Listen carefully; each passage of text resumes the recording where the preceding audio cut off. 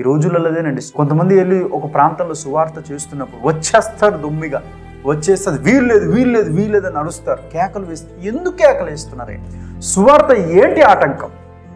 సువార్త ప్రకటించడం వల్ల మీకేంటి ఆటంకం?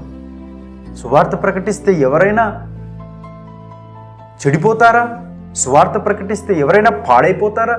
సువార్తను విని చెడిపోయిన వారు, పాడైపోయిన వారు, జీవితంలో పతనవస్థలకి చేరిన వారు ఎవరైనా ఉన్నారా?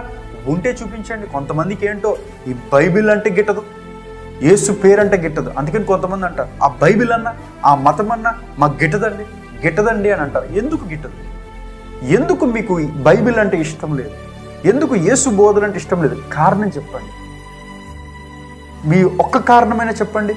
ఇక్కడ పిలాతు కావచ్చు, హేరోదు కావచ్చు, ప్రధాన యాజకులు కావచ్చు, యేసుక్రీస్తు ప్రభుని సిలువ వేయడానికి ఒక్క కారణం కూడా లేదు.